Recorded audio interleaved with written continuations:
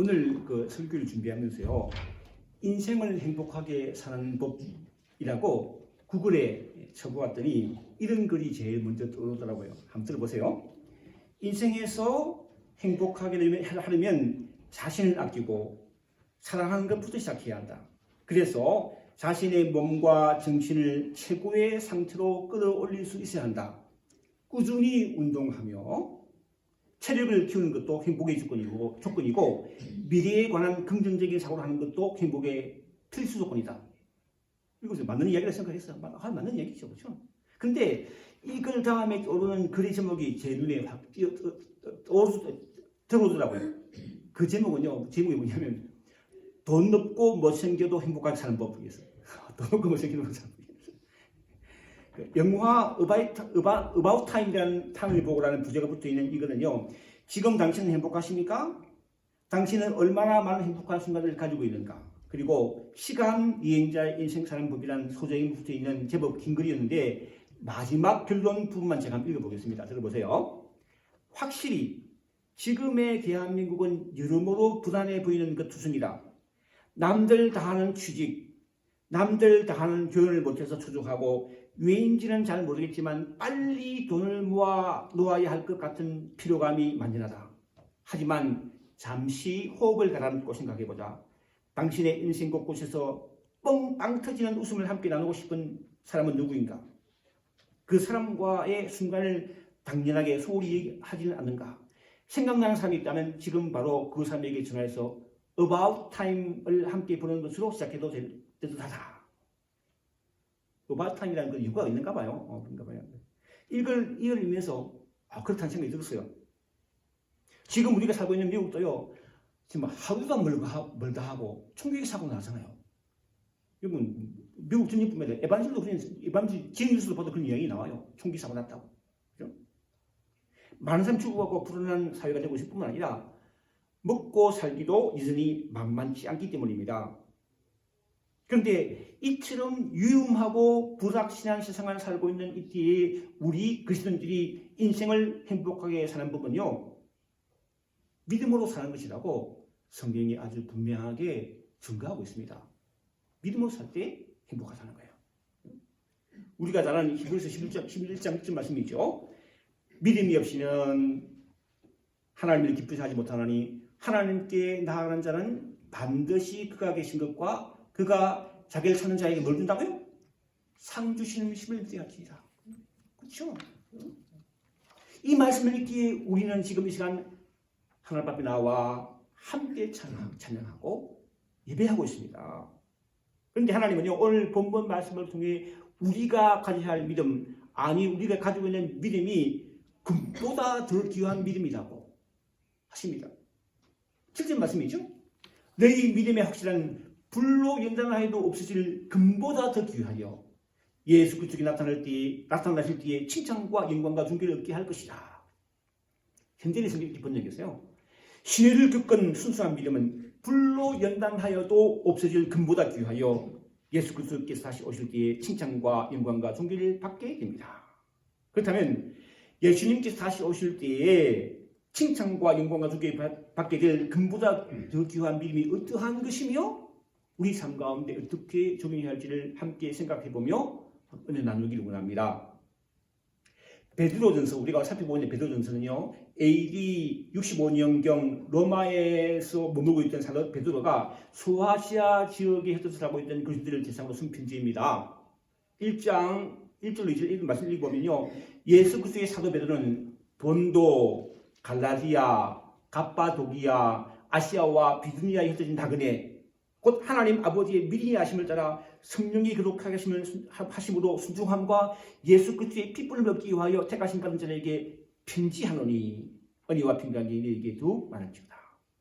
이처럼요, 사도 바울이 소아시아 지역에 흩어져 사는 그리스도인들에게 넉장에 걸친 아주 긴 편지를 쓴 분명한 목적이 있었는데, 그것은요, 그들이 예수 믿는다는 이유로, 뭐 때문에요? 예수 믿는다는 이유로 박해와 함께 고난을 받고 있기에 그들을 위로하고 정리하기 위해 쓴 편지입니다. 목적이 뭐예요? 이게 목적이고요. 그래서 사도 베드로는요 4장 12절로 14절 이렇게 말합니다. 사랑하는 자들아, 너희를 연단하려고 오는 불시험을 이상한 일을 당하는 것 같이 여기지 말고 오히려 너희가 그리스도의 고난에 참여하는 것으로 즐거워하라. 이런 그 영광을 받았을 때 너희도 즐거워하고 기뻐하게 하려 합니다. 너희가 그리스도의 이름으로 치욕을 당하면 복 있는 자로다.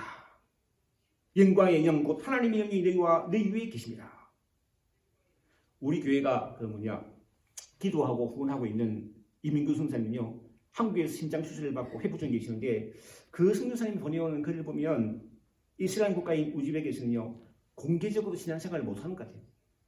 이슬람 국가이기 때문에.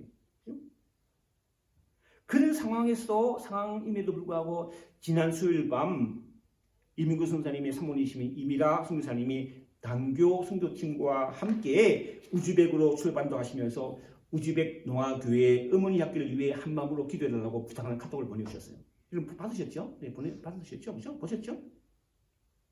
그런데 미국에서는요, 미국에 있는 우리들은요, 교회 다니며 신앙생활 한다고 핍박받는 일은 없습니다. 전혀 없습니다. 그런 일이 없죠. 누가 못 가게 하나요? 그렇잖아요. 어린 단위 없습니다. 참 큰 복이 아닐 수 없습니다. 그렇죠? 그렇다고 해서 미국에서 신앙생활하는 우리에게 시험이 없을까요? 저는 그렇지는 않다고 생각합니다. 우리가 누리는 신앙의 자유가 물질적인 풍요로움과 함께 어울려서 우리의 믿음 생활을 소홀히 하는 시험이 될 수 있기 때문입니다.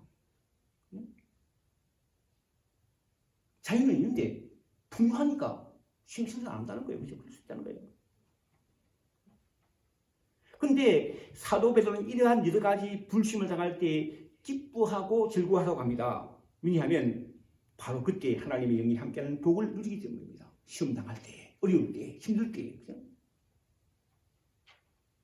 5장 8절로 9절에서도 사도 베드로는 다시 한번 소아시아에 흩어진 신앙생활하는 분들에게, 그러니까 우리도 해당되죠. 미국 인디아나주에서 생활하는 신앙생활하는 분들에게 이렇게 국민합니다. 보면요, 근신하라, 깨어라. 너희 대등마귀가 우는 사자같이 두루다니며 산필자를 찾다니 너희는 믿음을 굳건하게 하여 그를 대적하라. 이는 세상에 있는 너희 형제들도 동일한 고난을 당하는 줄을 압니다. 마귀는요, 악한 마귀는 우리가 아까 찬양했지만 우리가 어떻게 해서든지 신앙생활 제대로 바르게 하지 못하도록 방해하기 때문에 마귀 대적해야 돼요. 그렇게 대적하면 결론적으로 이렇게 말합니다. 5장 10절을 보면 모든 은혜 하나님 곧 그리스도 안에서 너희를 부르사 자기의 무한한 영광에 들어가신 이가 잠깐 고난을 당한 너희를 친히 온전하게 하시며 굳건하게 하시며 강하게 하시며 들 견고하게 하시라. 사랑하는 성도 여러분, 우리는 이 땅에 살며 신앙생활하면서 당하는 여러 가지 시련이 있습니다. 신앙생활 한다고 시련이 없는 게 아니죠. 믿음 생활하는 시련이 있죠. 물질적인 문제 때문에 시련이 있죠. 사람과의 관계에서도 또 일하면서 그죠? 시련일 수도 있고 건강 문제들이 시련이 있잖아요. 아무 얘기가 없습니다. 그러나 오늘 성경 말씀은 그것은요, 그런 시련은 잠깐이라 잠깐. 성경이 하는 얘기예요. 잠깐 지나는 것입니다. 은혜의 하나님이 우리를 친히 완전하게 하시고 굳세게 하시고 강하게 하시며 튼튼한 온전한 하나님의 삶으로 세워주신다는 거예요. 우리를 세운 누가? 하나님이 세워주신다는 의미입니다. 그렇다면 하나님은 어떠한 과정을 거쳐서 우리를 온전한 하나님의 삶으로 세우실까요? 오늘 본문을 통해서 함께 나누기 원한다는 것이죠. 하나님은요, 무엇보다도 우리를 거듭나게 하사 산 소망이 있게 하시고 하늘나라의 복을 받게 하십니다. 오늘 본문 3절 4절 다시 한번 읽어볼게요. 제가요. 우리 주 예수 그리스도의 아버지 하나님을 찬송하리로다. 그의 말하신 긍휼대로 예수 그리스도를 죽은 자 가운데서 부활하게 하심을 말미암아 우리를 거듭나게 하사 산 소망이 있게 하시며 썩지 않고 더럽지 않고 취하지 아니하는 유업을 있게 하시나니 곧 너희를 위하여 하늘에 간직하신 것이다. 저는 하루를 이렇게 규칙적으로 살려고 노력합니다. 그런 편이에요. 사실 이제 하루가 있잖아요. 아침에 일어나면 오늘의 말씀 묵상하고 기도한 후에 식사합니다. 기도하고요. 식사한 후에 여러분에게 보낼 말씀 묵상을 나누면 준비하고 성경 읽고 또 주일 지날 말씀도 준비하죠. 그를 하루를 보내다가 오후 되면 하는 일이 있어요. 오후 5시 50분 되면요. MBC TV를 틀어서 위로 펀션, 아세요? 아세요? 그거 봅니다. 다 보는 건 아니고 50분 되면 5시 50분 되면요. 마지막에 그 2,000불씩 받는 거 하고 그 폰탈 그걸 봐요. 꼭 봐요. 그 재밌더라고. 사람들이요. 그 돈이 왔다 갔다 하니까 뭐 4만 불, 5만 불 왔다 갔다 하니까 막 돈이 무지해가지고요. 그게 보는 재미가 있어요. 맞추면 4만 불, 한 번에 4만 불. 못 맞추면 그걸 본다. 세상 사람들은요, 좀 더 편안하고 안전하고 행복한 삶을 살기 위해 많은 돈을 얻기를 원합니다. 그렇죠? 이처럼 예수 믿기 이전의 제 소망도 그지? 공부 잘해가지고 좋은 학교 가고 좋은 직장을 얻어서 돈 많이 벌고 편안하게 사는 그 소망이었어요. 여러분 아니었나요? 저희 집은 예전에 가난했거든요. 그럼 또 아주 뚱뚱하게 사는 게 소망이었어요. 근데 복음을 듣고 예수 믿으며 하나님을 섬기기 시작하면서부터 저희 소망이 바뀌더라고요. 물론 예수 믿고 나서도 세상 사람들처럼 여전히 좋은 학교 가기를 원했고 또 돈 벌기를 원했지만 좋은 직장 잡아서 돈 벌기를 원했지만 그런 중에서도 나를 향한 하나님의 뜻이 무엇인지를 구하게 되었고 하나님의 뜻을 따라 살기를 소망하게 되더라고요. 바뀌었어요. 사도 바울이 고린도전서 10장 31절에서 그런즉 너희가 먹든지 마시든지 무엇을 하든지 다 하나님의 영광을 위해 하라고 하신 말씀을 기억하면서 하나님의 영광을 위해 살리고 애를 쓰며 살았습니다. 물론 사도 바울 자신도 그랬습니다. 예수 믿는 사람들 옥에 잡아 가두기 위해 다메섹으로 가는 길에 부활하신 예수님이 사도로서 만난 이후로 사도 바울 자신의 소망이 바뀌었어요. 변했어요.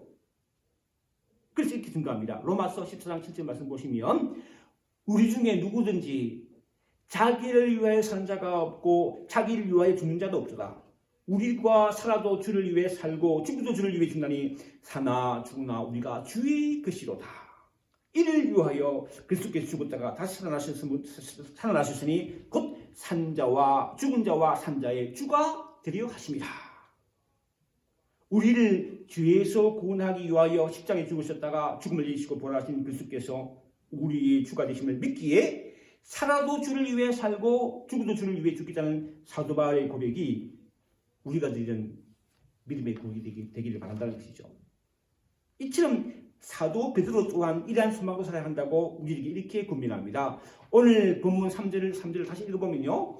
우리 주 예수 그리스도의 아버지 하나님을 찬송하리로다. 그의 많으신 긍휼대로 예수 그리스도를 죽은 자 가운데에서 부활하게 하신 바람에 우리를 거듭나게 하사 산 소망이 있게 하시며. 내용이 좀 길죠. 3절이 긴데요. 간단하게 말하면요. 핵심은 하나님께서 하나님 아버지께 우리로 산 소망을 갖게 하셨다는 것입니다. 예수 믿는 우리가 가지는 산 소망은요. 세상 사람들이 가지는 소망과는 달라요. 세상 사람들이 가지는 소망은요. 남들보다 승부하고 많은 돈을 벌어서 편안하게 사는 것입니다. 그 세상 사람 소망이죠. 그런데 실제로 돈 많은 부자가 행복한가 하면 꼭 그렇진 않습니다. 돈 많으면 행복하네요? 그렇지 않죠. 돈 지키려고 그 돈 많은 걸 지키려고 사람을 잃어버려요. 친구를 잃어버리죠.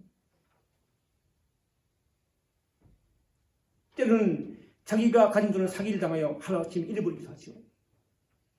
이러한 세상 소망은 제한적이고 일시적인 반면에 하나님이 주시는 산 소망은요. 제한이 없고 그야말로 영원한다는 거예요. 하나님 소망은 우리 가진 소망이 그렇다는 거예요. 사도 요한은 요한 1서 3장에서 예수 믿는 우리가 가지는 소망을 이렇게 증가합니다. 사랑하는 자들아 우리가 지금 하나님의 자녀요 장래에 어떻게 될지를 아직 나타나지 아니하시나 그가 나타나시면 우리가 그와 같을 줄 아는 것은 그의 참모습을 들어볼 것이기 때문이니 주를 향하여 이 소망을 가진 자마다 그의 깨끗하심과 지자기를 깨끗하게 합니다. 우리를 위하여 십자가에 죽으셨다가 3일 만에 다시 살아나신 주님께서 예수 믿는 우리를 거듭나게 하시고 우리가 구원받은 자로 산소망 가운데 살게 하시는데 그 산소망은요 어떤 거냐? 주님 이 땅에 다시 오시면 예수 믿는 우리가 주님과 같이 된다는 거예요. 아니 우리 얼마나 부족한 모습입니까? 연약한 모습이고 부서진 모습입니다. 사문과 한 사람은 주님과 같이 된다는 거예요. 그게 소망이라는 거예요.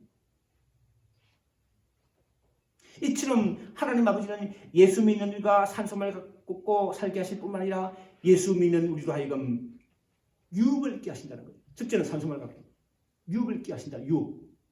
사절 말씀 보면요. 습지 않고 더럽지 않고 취하지 아니한 유업을 있게 하시나니 곧 너희를 위하여 하늘에 간직하신 것이다. 유업을 헬라어로 클리오노미아라고 하는데 상속, 계성, 유산, 상속물이라는 뜻이 있는데 영어 성경은 인헤리턴스라고 했어요. 성경사전에서 유업을 찾아보면 조상으로부터 물려받은 사업, 성경에서 토지, 재산, 유산의 의미도 쓰였다고 나와요. 현대인 성경은 축복이라고 번역했어요. 개혁 성경은요, 기업이라고 했고요. 그러니까 쉽게 말하면 예수 믿고 신앙생활하는 우리를 위해 하나님께서 어떻게 하냐? 썩지 않고 더러워지지 않고 나가지 않는 분께적 축복을요 어디에 간직하셨다고요? 하늘나라에. 왜요? 왜 하늘에 간직하셨을까요? 가장 안전하니까.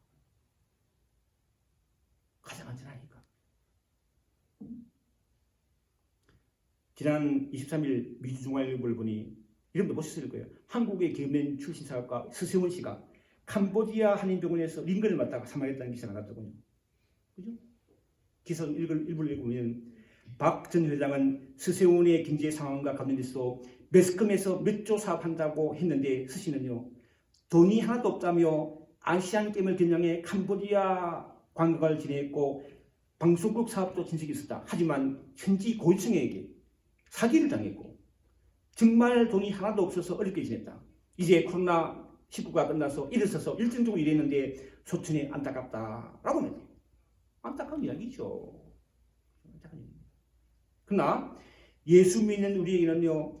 하나님의 하늘에 간직된 유업, 축복이 있을 뿐만 아니라 축복이 안전하죠. 축복이 있을 뿐만 아니라 마지막 구원의 때까지 하나님의 능력으로 보호하심을 받습니다. 5절을 현재의 성경을 보면요. 여러분은 마지막 때에 나타나도록 예비된 구원을 얻기 위해 믿음을 통해 하나님의 능력으로 보호를 받고 있습니다. 하나님 우리를 보호하신다는 거예요. 지켜주신다는 거예요. 우리는 그렇잖아요. 누구든지 건강하고 안전하게 살기 위해서 나름대로 노력합니다. 그래서 뭐 합니까? 건강하게 운동도 하죠. 또 안전하기 위해서 외출할 때 집문 잠그고 갑니다. 잠그고요. 한 번 더 확인해요. 교회 문도 한 번 잠그고 또 한 번 더 확인해요. 혹시 모르니까 그렇죠? 악하고 험한 세상을 살고 있기 때문입니다. 그러나 사실 그렇잖아요. 내가 날 지킬 수 없잖아요. 내가 어떻게 다 지킵니까? 우리 인생을 지킨 궁극적으로 하나님이 지켜주신다는 거예요. 하나님이 우리 인생과 삶의 선을 지켜주셔야 건강하고 편하게 살 수 있다는 것입니다. 그러므로 우리가 할 수 있는 일, 해야 하는 일은요, 우리 인생을 하나님께 맡기는 거예요. 그거 우리 할 수 있는 거예요. 해야 할 일이죠. 우리 주님이 이렇게 말씀하셨기 때문입니다. 요한복음 10장 27절 30절 말씀 보시면 내 양은 내 음성을 들으며 나는 그들을 알며 그들은 나를 따르리라. 내가 그들에게 영생 주니 영원히 멸망하지 않을 것이요 또 그들을 내 손에서 빼앗을 자가 없느니라. 그들은 주신 내 아버지는 만물도라 크심에 아무도 아버지 손에서 빼앗을 수 없느니라. 나와 아버지는 하나니라. 이렇게 말씀. 사도 바울은 또한 빌립보 사장이 이렇게 말합니다. 아무것도 염려하지 말라. 말고 다만 모든이 기도와 간구로 너희 구할 것을 감사함으로 하는 게 아니라 그러면 모든지 하기 때문에 하나님의 평강이 그리스도 예수 안에서 너희 마음과 생각을 지키시리라 이렇게 말씀하셨어요. 그렇죠? 하나님 지키신다는 거예요. 건강하고 안전하고 살기 위해서 행복한 하나님이 맡긴다는 거예요. 맡긴다는 거예요. 사도 베드로는 오늘 본문에서 결론적이게 말합니다. 6절 7절 말씀이죠. 그러므로 너희가 이제 이래가지 시험으로 맺마 잠깐 근심하게 되지 않을 수 없으나 오히려 크게 기뻐하라. 너희 믿음의 확실함은 불로 인정하여도 없을 금보다 더 귀하여 예수 그리스도께 나타나실 때에 칭찬과 영광과 주기를 얻게 할 것이다. 우리 자연 상태에서 순금은 존재하지 않는다 그러더라고요. 금은요, 순금은. 자연으로부터 채굴한 금을 정제할 때 밀러 공정을 사용하는데 염소를 사용해서 금이 녹는 전까지 불순물을 제거한 순금을 주셔야 돼요. 불로 다 해가지고 거기서 순금을 채취한다는 거예요. 그렇게 증자한 순금 한 돈 3.75g이 3.75g 얼마나 그냥 조만금이 지난 토요일 날 보니까 그 시세 요즘 시세가요 30만 6천 원이에요. 300불, 300불이죠. 조그만 300불이에요. 300불. 근데 여러 가지 시험을 통과한 우리 믿음은요, 이러한 순금보다도 더 귀한 것으로 예수님이 다시 오실 때 칭찬과 영광과 존귀를 얻게 된다는 거예요. 사도 베드로 오늘 말씀의 결론을 이렇게 내립니다. 8절을 보신 말씀이죠. 예수를 너희가 보지 못하였으나 사랑하는도다. 이제도 보지 못하나 믿고 말할 수 없는 영광스러운 즐거움을 기뻐하니 믿음의 결국 곧 영혼의 구원을 받습니다. 사랑하는 성도 여러분, 예수님의 부활을 도마는 의심했어요. 예수님이 과연 부활하신다. 의심한 도마에게 즐겁게 말씀하셨죠. 너는 나를 본구로 믿느냐? 보지 못하고 믿는 자는 복되도다. 라는 말씀을 기억하며 우리 삶 가운데 여러 가지 시험이 있잖아요. 같이 시험, 어려움을 무엇으로 이긴다고요? 믿음으로. 그 다른 방법 없어요. 금보다 더 귀한 믿음으로 이겨내므로 주님 다시 오실 때에 주님으로부터 칭찬과 영광과 존귀를 얻는 저와 여러분 되시기를 주님으로 축원합니다.